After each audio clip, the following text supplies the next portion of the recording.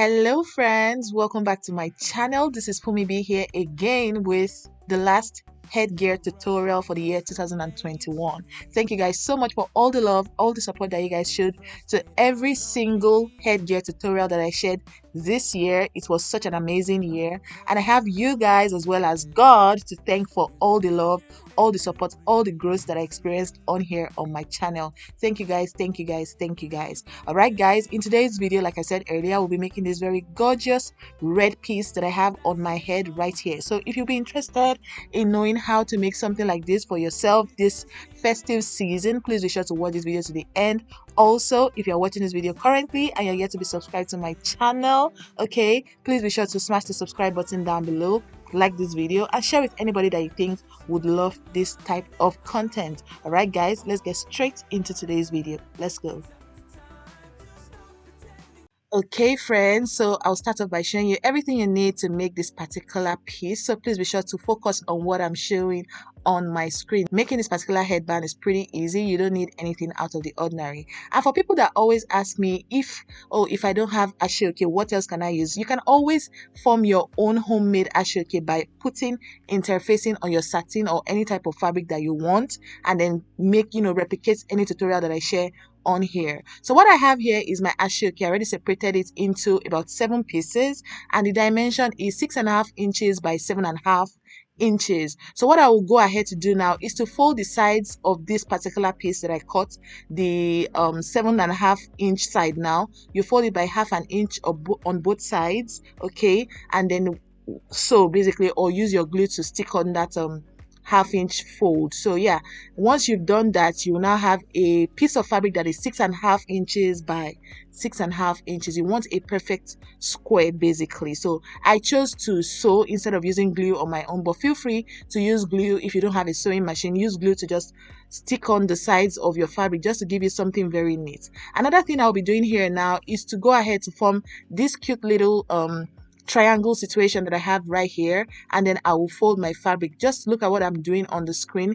This is how you want to fold to form that your cone kind of look with your ashoke. Like I said earlier, to form ashoke using satin, or to form something that has the texture of ashoke using satin, just add interfacing to your satin, and then follow the remaining steps that I share in my tutorials. So yeah, what I'm going to do now is to sew this my triangle situation in place, and then we'll move on to the next stage. So this is what I have here. I already went ahead to sew that triangle piece, and then all I'm going to go ahead to do now is basically form my cones. I ended up using about 6 cones, but yeah, feel free to go off on the cones. Feel free to use more or less than I used. You don't necessarily have to do exactly what I'm doing. If you find that maybe you want to tweak something out of the tutorial or out of any of my tutorial, please feel free to do that. You are how do I put it now, you are free to make changes, okay? You are free to do exactly what I'm doing or make changes, okay? The freedom and the ability to make changes is your right, okay? So you don't have to follow my tutorial. Is not the Bible, is not set in stone basically. So that's the point I'm trying to make right here. So what I'm doing now is using glue to form my cone. Here, this part of the tutorial is pretty self-explanatory. Just watch what I'm doing. If you have any questions after watching this video, that's why this comment section is down there. Feel free to drop any comments. I'm always more than happy to respond to your questions in the comment section, and then provide you guys with any form of assistance that you need. All right guys, now that we are here, if you have made it up to this point in the video and you're yet to be subscribed to my channel, okay, please do well to hit the subscribe button down below. It will make me very, very happy. Also, don't forget to hit the like button, okay? That like button helps YouTube know that my viewers are enjoying my content, and it helps YouTube also spread the content that my viewers love to other people that might be interested in this type of content. All right guys, I already formed 1 cone, so I'm going to go ahead to form cones all over, okay, with all the triangles that I made. Okay, you remember that triangle we worked on? Yeah, we are going to turn every single thing into cones, and this is what we have here. These are the cones, and now it's time to just basically place those cones on this my wrapped headband. Just in case you're new here and you don't know how to wrap a headband or do all the other things that I did to my headband, adding elastic and finishing up the work, I have a tutorial on how you can do this. I'm going to link that tutorial somewhere on the screen, so go ahead to check out that tutorial. What I'm pointing out here is you want to start placing your cones about 1 inch away from the tip or the end of your headband. Okay, just move upwards by about 1 inch and then place your glue and start to place the cones. I'm placing the cones, really the way I'm placing mine doesn't mean that's the only way to place cones. Like I said, you are free to, make changes, freestyle, do whatever, matches your taste, matches your fashion sense and all of that. So yeah, I'm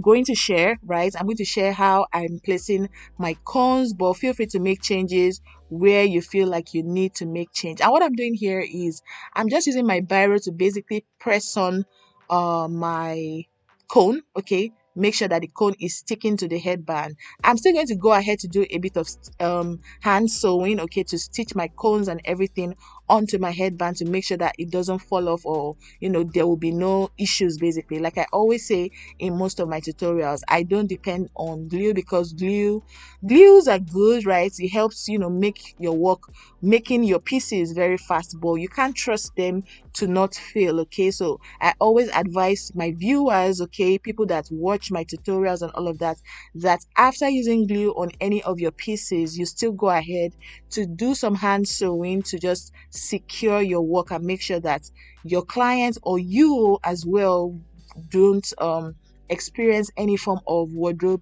disaster.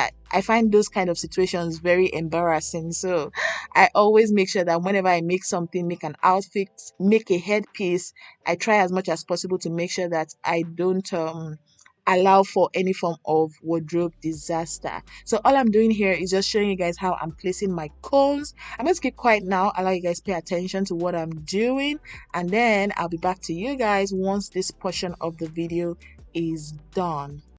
Know what I got, know what I want. Boy, don't get me wrong, sure we're having fun, but it don't mean that I'm in love. I like you a lot, but you gotta step up. I'm through trying to tell you what to do, how to make me fall for you. You should learn that on your own. I'll play cool, cause I hope you pick it up.